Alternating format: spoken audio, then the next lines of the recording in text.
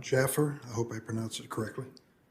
Thank you, Chairman Durbin, Ranking Member Grassley, members of the committee. I appreciate the opportunity to testify today and discuss the detention of terrorists at Guantanamo Bay, Cuba, and the current threat facing our nation from terrorists. Members of the committee, the fact of the matter is the war on terror is not over.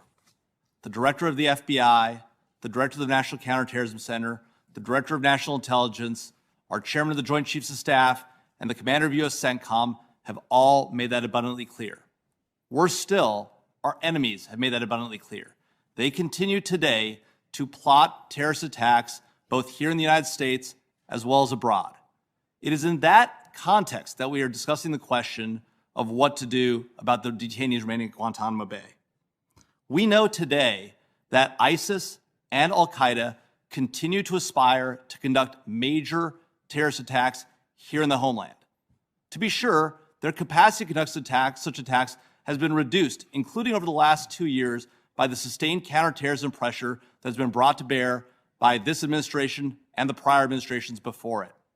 That being said, new ungoverned spaces continue to arise in places like Afghanistan, where our precipitous withdrawal has allowed the Taliban to return to power, terrorist supporters of the Haqqani network to remain members of the government in the Taliban government, and ISIS-K, ISIS Khorasan, to continue to plot terrorist attacks, including the deadly attack killing 13 American soldiers at Hamid Karzai International Airport earlier this year. So we know that our enemies continue to target us. We know that the war on terror continues. Question then is, what do we do about these detainees? We know also that these detainees currently remaining at Guantanamo Bay, some of them represent the most hardcore, the most committed of the terrorists we've captured in this conflict. To be sure, these individuals have aged with time. They've been out of the fight, some for 2 decades. That doesn't change the fact that they represent some of the most committed terrorists out there.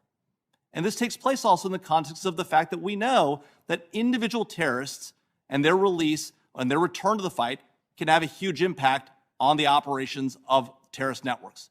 One need only look at Al-Qaeda in the Arabian Peninsula, which began as a cavalcade of small groups that came together under the leadership of Anwar al-Awlaki and the inspiration of Samir Khan, both Americans, who took to the fight there in Yemen and made Al-Qaeda in the Arabian Peninsula one of the most threatening terrorist groups to Americans here at home.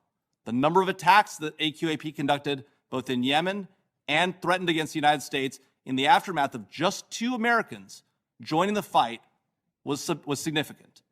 And so when we consider what to do with these detainees, continue to detain them, transfer them, plead them out, or the like, the question must become, what happens if eventually they do return to the battlefield? And this is not a theoretical threat.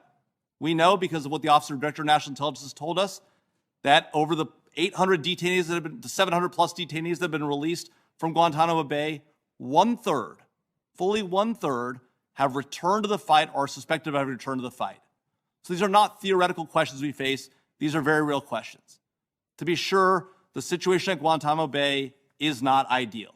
It has not been ideal since the beginning, and the things that have taken place both at Guantanamo Bay and in other places during the capture, rendition, and detention of terrorist suspects have been a challenge to our nation and its character. At the same time, when we consider what to do with the remaining 39 individuals, we must ensure that the American people are fully and adequately protected. So if we think about bringing these detainees to the United States, we must ask ourselves, what rights will they gain under our laws? What opportunities will they have that they don't have today?